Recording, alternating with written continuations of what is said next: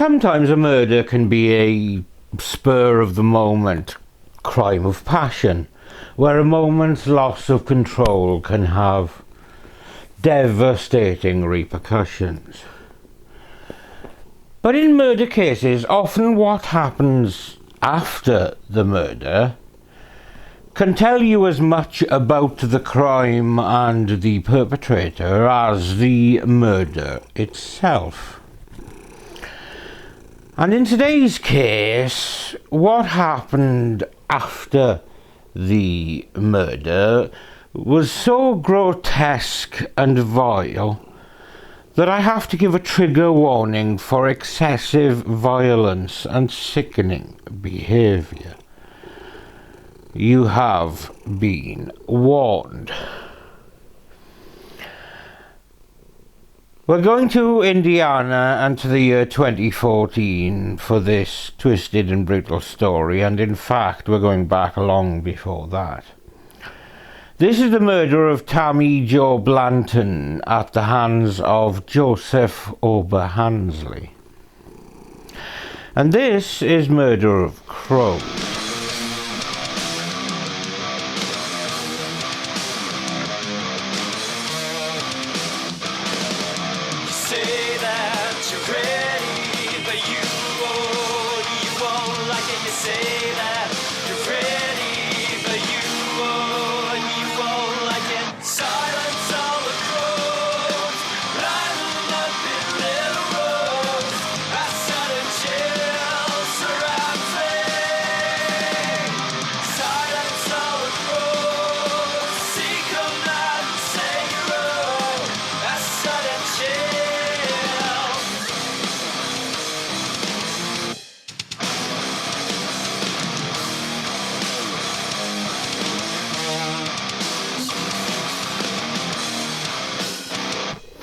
Today, and in another Welsh case coming up in the next episode, we see what happens when people are released from prison without, how can I put this, perhaps the necessary checks and balances to ensure that they no longer pose a threat to themselves or to others.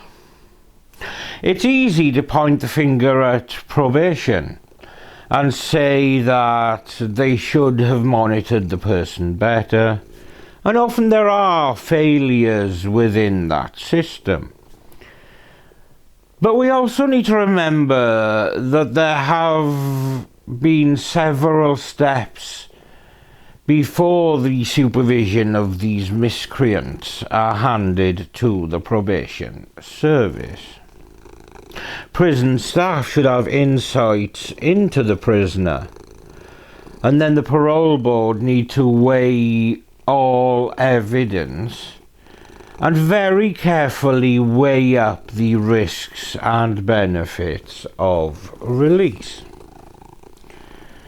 So when the worst happens, as it sometimes does, as the next couple of cases will show, we need to look at the entire process from their incarceration and alleged steps towards rehabilitation, the release process, and the subsequent supervision in the community. Sometimes things happen that we cannot predict. But when someone has the shadow of serious crime already hanging over them, extra caution is advised, but doesn't always seem to happen. Today's case has links to both Utah and Indiana, which in itself leads to some problems, which, while not being the cause of what happened, was certainly a factor, as we will cover later. The final crime, because yes, there were numerous, happened in Jeffersonville, Indiana. This city on the Ohio River is often abbreviated by those who live there simply to Jeff. Home to the Carnegie Library, and with a population of around 50,000, the city was named for Thomas Jefferson and was home to Tammy Jo Blanton in 2014 when she chose to break up with her boyfriend. But we will come to this part of the story later, as we now follow the story of this boyfriend, Joseph Oberhansley. But in order to truly tell his story, we need to go to Utah to look at the childhood and subsequent changes in a young man that would go on to become the most demonic kind of monster imaginable.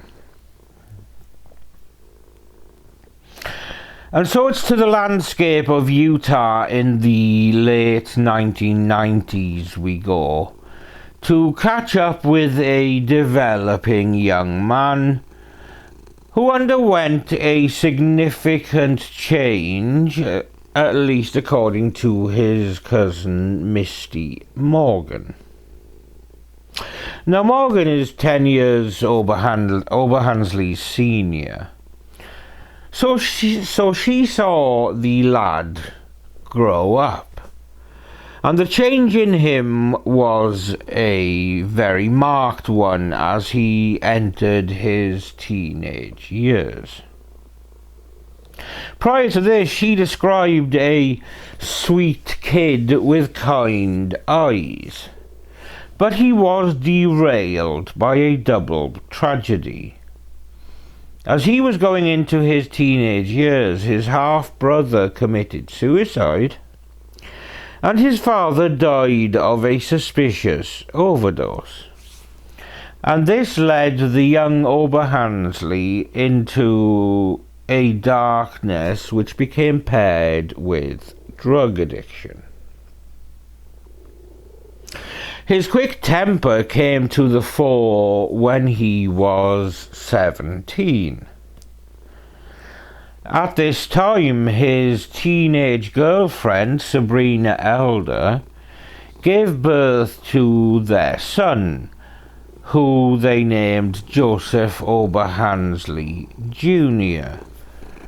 Imaginative enough. Now, Elder and the baby were living at Joseph's grandmother's house in suburban Salt Lake City. He believed the child wasn't his, and he was jealous that his mother and grandmother appeared to favour Elder over him. 5 days after their baby was born, on December the 9th, 1998, Oberhansley, while high on meth, it must be noted, argued with Elder, then pulled out a gun and shot her multiple times. His mother threw herself on top of the girl in an attempt to shield her, and he shot her too. Oberhansley's teenage sister grabbed the newborn and made a run for it. He fired a round at them, and fortunately he missed. He then turned the gun to his chin and shot himself. He spent 3 weeks in a coma at the hospital, but when he finally came to, he was charged with murder. But prosecutors cited his drug addiction and his family's reluctance to testify. And eventually he pleaded guilty to manslaughter, and the judge sentenced him to, wait for this, no more than 15 years. 5 years later, in 2004, he told a parole board that he was sorry He blamed the drugs, his youth, and the deaths of his half-brother and his father. And this is all according to an audio recording of this parole hearing. His mother supported him, and she told the board that he'd tattooed a large portrait of Elder on his body as a sign of his sorrow. Twisted arsehole. But other relatives asked that he be kept locked up. An aunt and uncle who had adopted his infant son said that he'd become obsessive. They changed the child's name because they felt it unfair for the boy to be named after the man who killed his mother. Quite understandably, an obsession with his child would put that child and those around the child at risk from a man who'd shown himself to be capable of anything. Oberhansley sent letters, demanded photos, and called the boy Baby J, despite knowing that they had changed his name. They believed that he had sent someone to take pictures of the child, with him writing this person things like, "Looks like he's starting to get pretty big." A cousin also contacted the parole board to tell them about a different tattoo. This sizable artwork saw the words "murderous deeds" scrawled across his back, and this was a warning of his remorselessness, according to the cousin. A board member said he believed Oberhansley questioned if he comprehended the gravity of what he'd done, with him saying, "It's almost like you'd hit somebody's dog." He remained in prison for another 8 years. Oberhansley, you are here convicted of a second-degree felony, attempted manslaughter. It carries a sentence of 1 to 15 years. Here's what the report tells me. It says that in December of 1998, you were 17 years old. On the 9th day of December, you went to the home of your grandparents where your mother, your younger sister, your uncle were present. Also, your ex-girlfriend at the time, Sabrina Elder, and a 5-day-old son that the two of you had together. The report indicates that you argued briefly with Sabrina, who was also 17. You then pulled out a handgun and began firing at her, striking her numerous times. As she fell, the report indicates your mother tried to cover the girl to protect her, and as a result, your mother was shot as well in both the arm and the back. You then fired one shot at your younger sister, who had entered the room to see what was happening. The shot missed her. She grabbed your 5-day-old son and ran from the room. You then shot yourself in the head. The report indicates a bullet went in your chin and lodged in the front of your brain. When police responded to the scene, they noted that you were alive, semi-responsive. However, Sabrina was dead.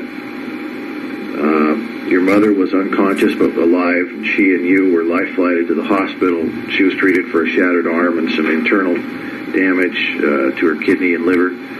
You were comatose for a time, but underwent surgery to remove the bullet, or I guess at least some bone fragments. I don't know how much was removed. And you were hospitalized for another 2.5, almost 3 weeks. Your new girlfriend at the time, Mandy, said you were furious with Sabrina. Said you'd call her an effing bitch,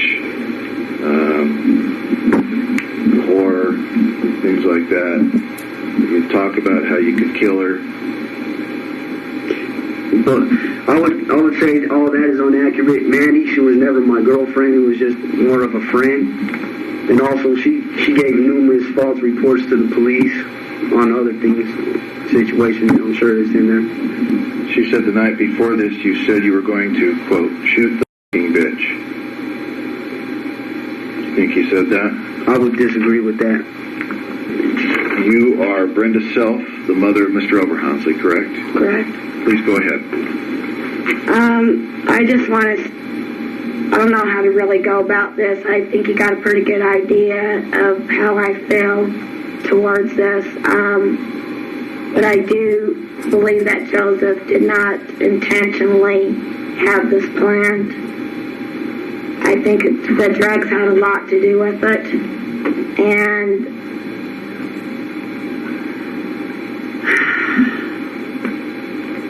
I'm here to support him. I know Sabrina to me is alive in spirit. And I believe that Sabrina would forgive Joseph. Truly, I do. My name is Bruno Werber, and I'm Sabrina's uncle. Thank you. We didn't get to say much we didn't get to say nothing at the hearings or nothing. But I want you guys to know before you make your decision on this parole, what effect it's had on our lives. My dad, myself, everybody who loved her. It has torn his family apart. The happiness is always shrouded by, well, you remember when you remember this. And we love to see where old Sabrina is and what she'll come over with us. And present her crime, and intense as it was, we feel that a 5 to 15 year sentence wasn't enough to begin with. But even to consider parole at 5 years is just, I don't know, asinine. I'm not trying to tear the state apart, but we just, we're not ready. And there's a lot of anger, there's a lot of hurt. We feel violated still. And she never had a chance to be a mother. I think it's too soon. Appreciate you taking the time to come down here today. Thank you very much. All right, Mr. Oberhansley, you've had a chance to hear the testimony that's just been offered. I'd like to give you a chance to respond however you think is appropriate. I mean, there's no way I would never try to endanger him or risk him, never be a threat to him. I want nothing but the best for him. He's my little boy. And I understand, what I've done or whatever, and that I couldn't be the best father to him or whatever, and I understand that, I accept that. And therefore, if they have adopted him or whatever, I wouldn't try to interfere or nothing whatsoever, But I would like to, if I got out and established myself and had my life on the right track, and became successful, starting my own business and got my own place or whatever, maybe when he's old enough to let him make the decision on his own if he would want to. So at the point of this first parole hearing, the board were rightly concerned that Oberhansley was still a risk and failed to comprehend the consequences of his actions. But unfortunately, as he was sentenced to a maximum of 15 years, the judge had tied the hands of the authorities because he would have to be released eventually. He was actually released ahead of that final time, so the parole system could monitor him, but this would only be a short-lived process due to the minimal time that he had left on his original sentence. Oberhansley was released from a Utah prison in July 2012, having served 12 years. He headed for Indiana to join his mother, Brenda Self, who forgave him for shooting her and advocated for his release, because obviously now he's clearly a good egg. Ryan Harrison, supervisor of Indiana Parole District 9 in Madison, said that Oberhansley showed up for meetings every month, passed drug tests, and seemed like a straight-laced guy. It was around this time in his life that Oberhansley started hanging out at Johnny D's, which was a bar in Jeffersonville. And the bartender, Trina Sizemore, recalled that Oberhansley would come in alone and just play darts. Harmless enough.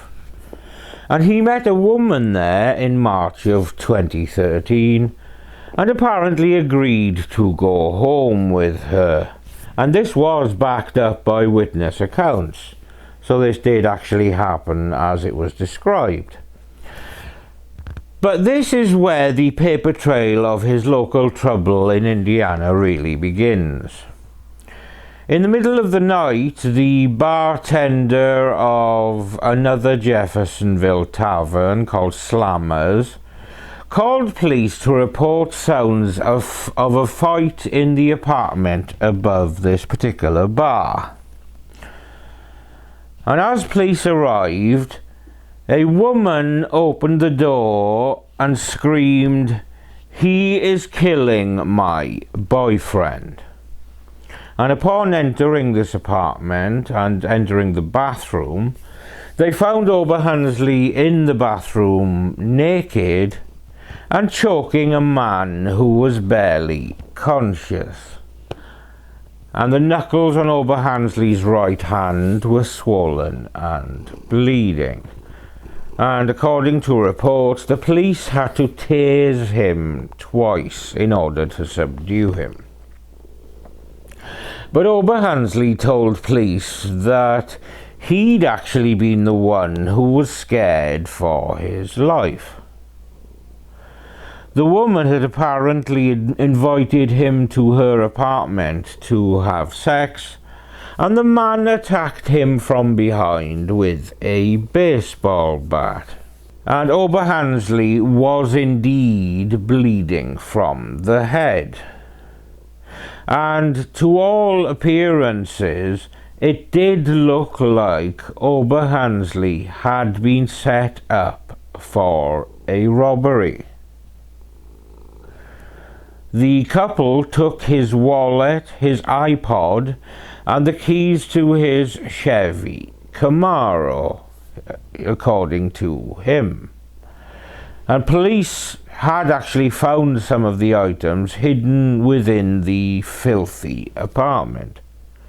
The woman at first told police that Oberhansley had followed her home uninvited and her boyfriend had rescued her.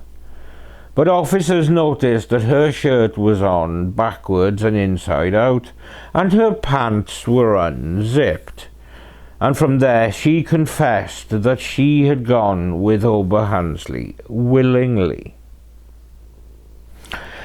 But the police still booked Oberhansley into the Clark County Jail on charges of aggravated battery, strangulation, and resisting law enforcement. Good stuff. Oberhansley was formally charged on July the 29th, 2013.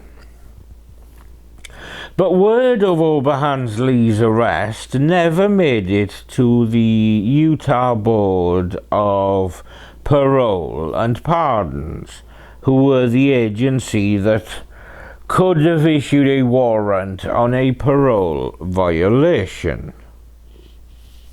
And this was according to Administrative Coordinator Greg Johnson.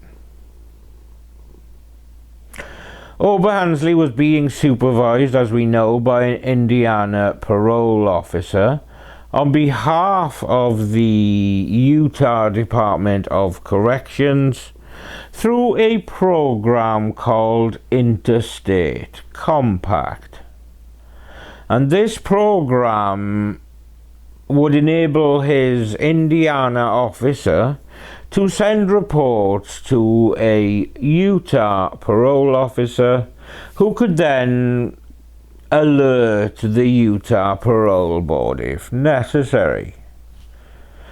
Now, Oberhansley's Indiana parole officer was unsure from the police report if Oberhansley was deemed the victim or the perpetrator. He contacted the prosecutor's office, which advised that it knew nothing of the case, and then didn't respond to at least 4 more subsequent inquiries. When a quarterly progress report was due in Utah in July of 2013, his parole officer noted the arrest,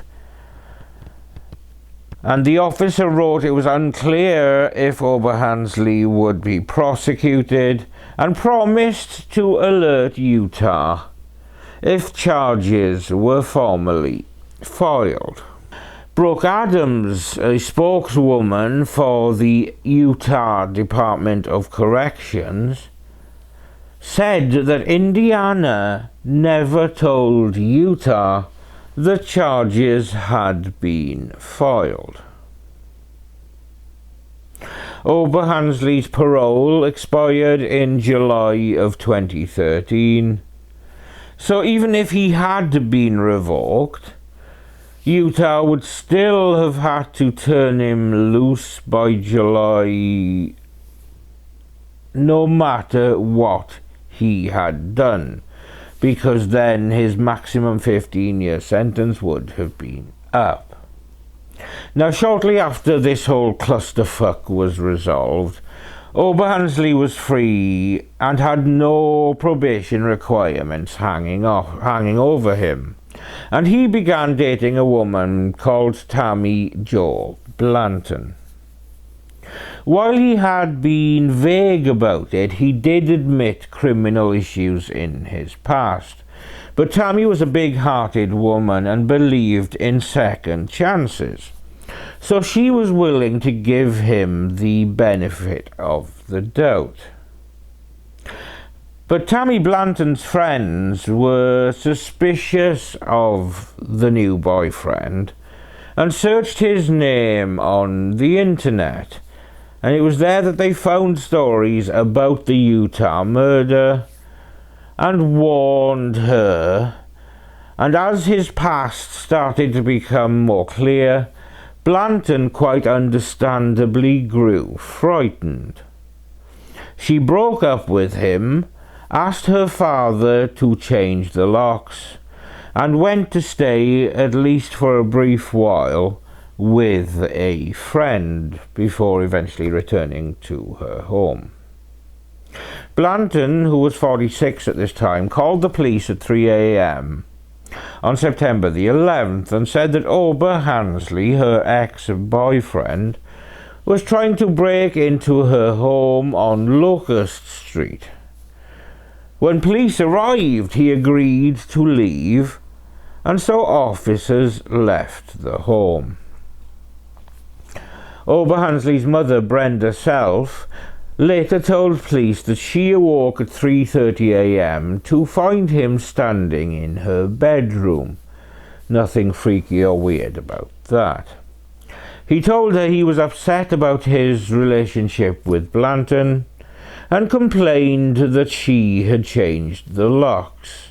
Oh, bless his poor heart. She talked with him for a while and then he left. But the problems were actually just starting. Blanton's co-workers called police when she didn't arrive at work the next morning at Zermed, where she worked in billing and coding for the healthcare technology company.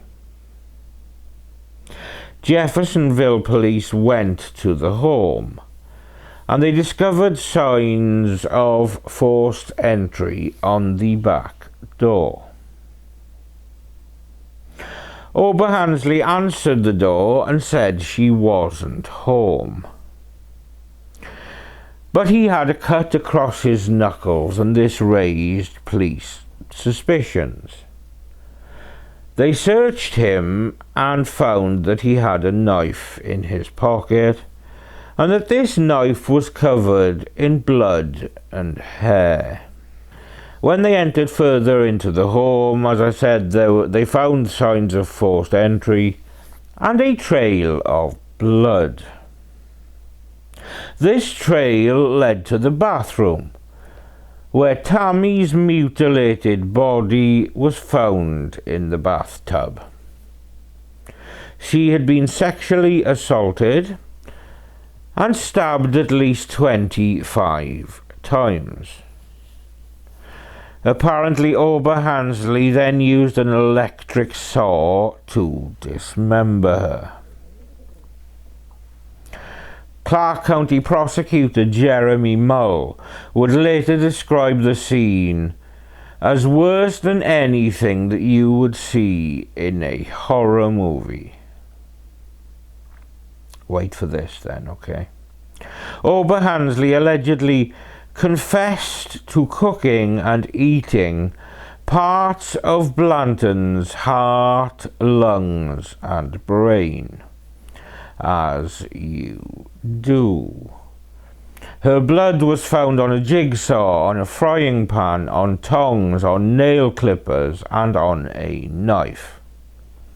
Joseph Oberhansley was arrested on the morning of September the 11th, 2014, and charged with murder, burglary, and rape.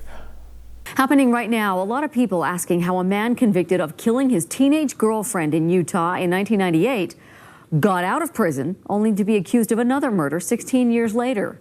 Police in Jeffersonville, Indiana, found the body of Tammy Jo Blanton in a bedroom. Detectives will only say she died violently at the hands of her boyfriend, Joseph Oberhansley. He was released from a Utah prison just 2 years ago after serving a sentence for manslaughter in the death of a 17-year-old, Sabrina Elder of Salt Lake City. Pictures posted to social media show a smiling couple, but last week, a crime that still left residents of Clark County shaken up. He is charged with abuse of a corpse, and even if there was some other obscure law making cannibalism a crime, it wouldn't carry as high a penalty as abuse of a corpse. Clark County Prosecutor Steve Stewart released the charging documents today against Joseph Oberhansley. He is charged with killing his girlfriend, Tammy Blanton, at their home on Locust Street, and then something so gruesome it's hard to imagine. The court records allege that Oberhansley stabbed Blanton to death, then cut out a portion of her brain, cooked it, and then ate it. The court documents say that Oberhansley also admitted to cutting out her heart and eating it, and also cutting out her lung. But why? That's something I think that the prosecutor's office and our office will work on as trial nears. Oberhansley came into court with heavy security today, saying that his real name is Zeus Brown. Mr. Oberhansley, who is Zeus Brown? Zeus Brown. I don't know Mr. Oberhansley. Who is Zeus Brown? Me. I don't buy it. I think there is a motive and a reason for what you saw in the courtroom today, and I don't believe that he really believes he's Zeus Brown. Blanton's family appeared in court. They declined to comment. Prosecutor Steve Stewart says that he will consult with them about possibly pursuing the death penalty against Oberhansley. Joseph Oberhansley was deemed incompetent to stand trial in 2017. But that decision was reversed in 2018, and his trial began in 2019.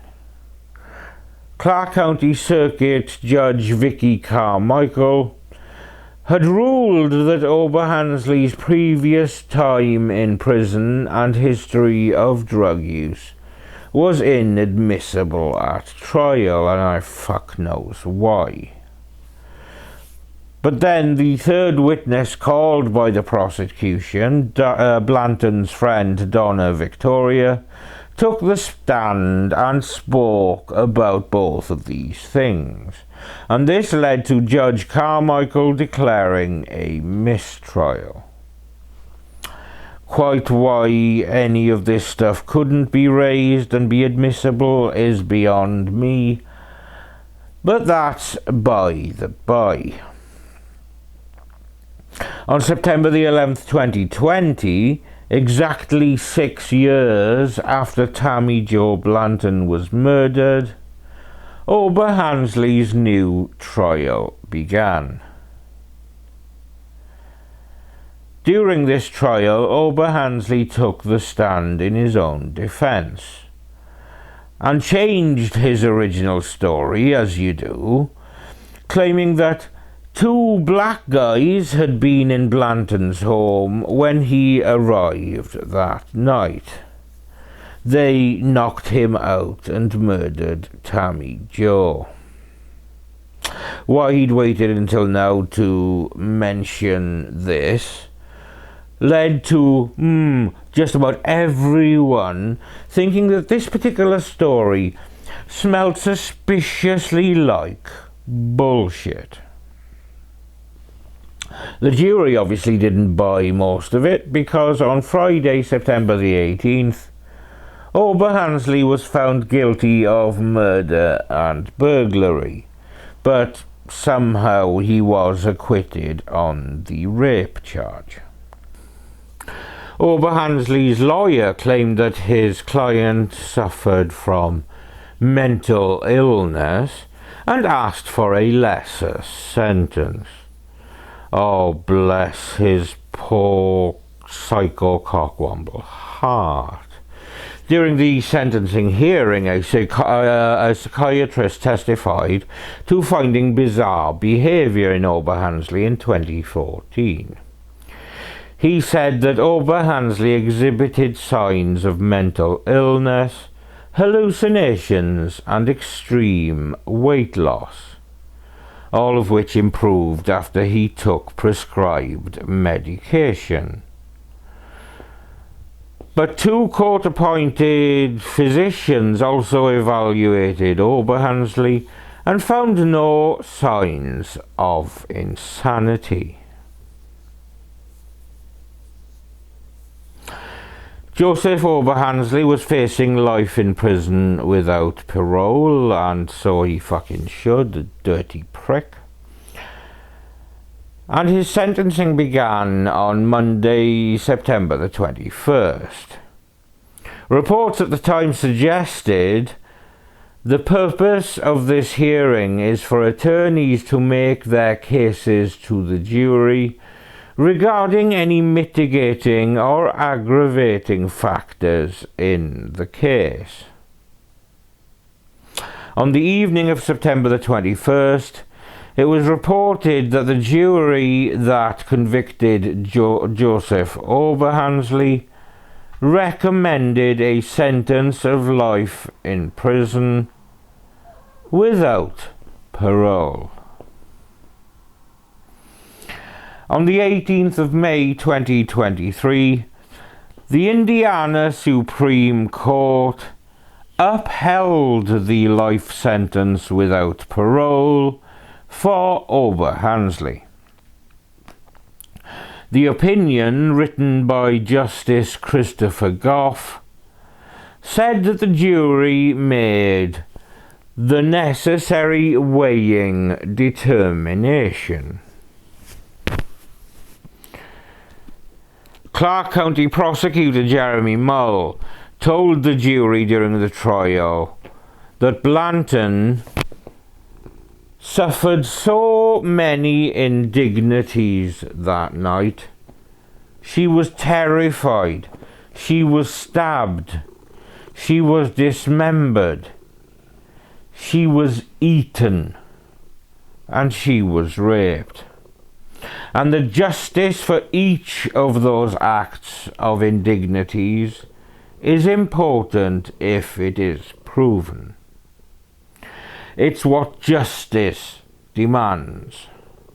I hope that the family of the victim can rest a bit easier now that the result of the proceedings has been reviewed and upheld.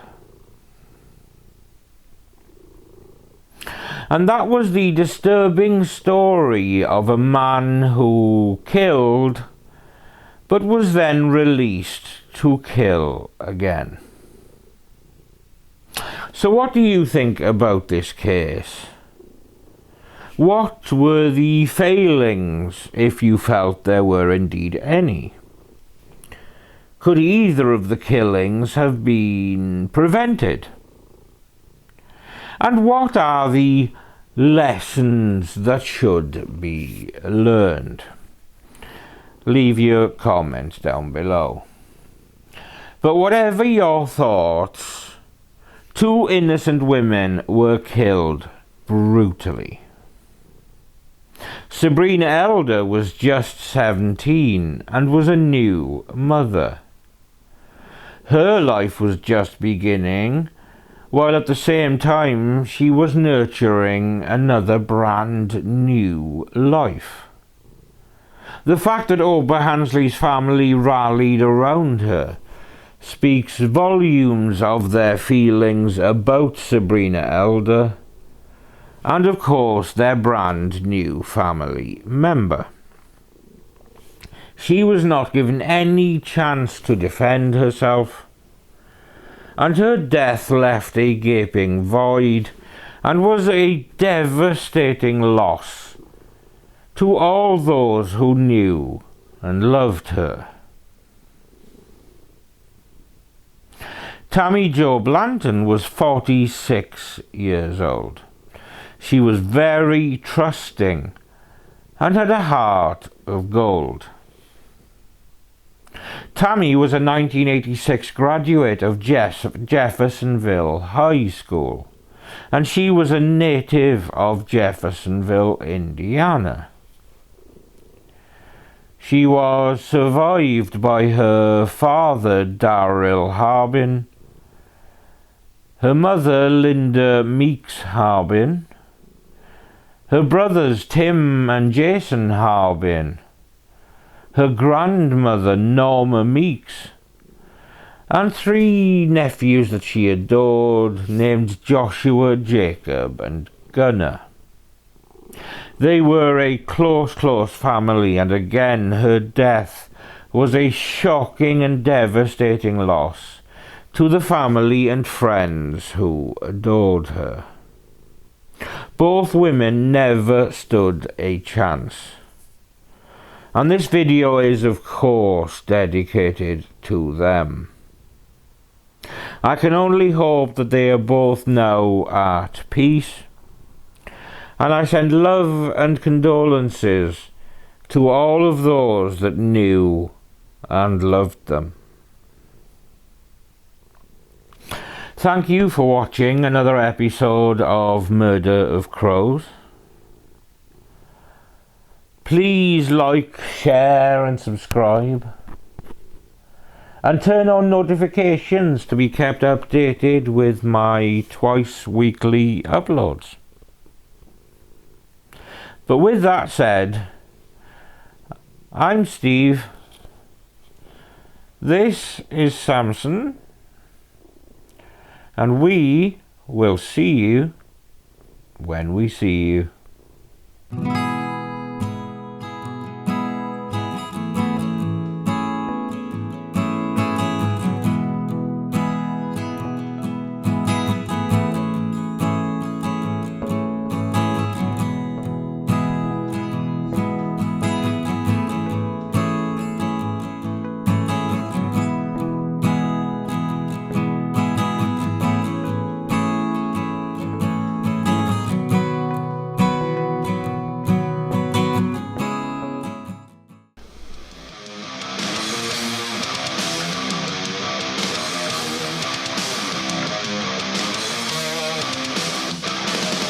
Say that you're ready, but you won't like it. You say that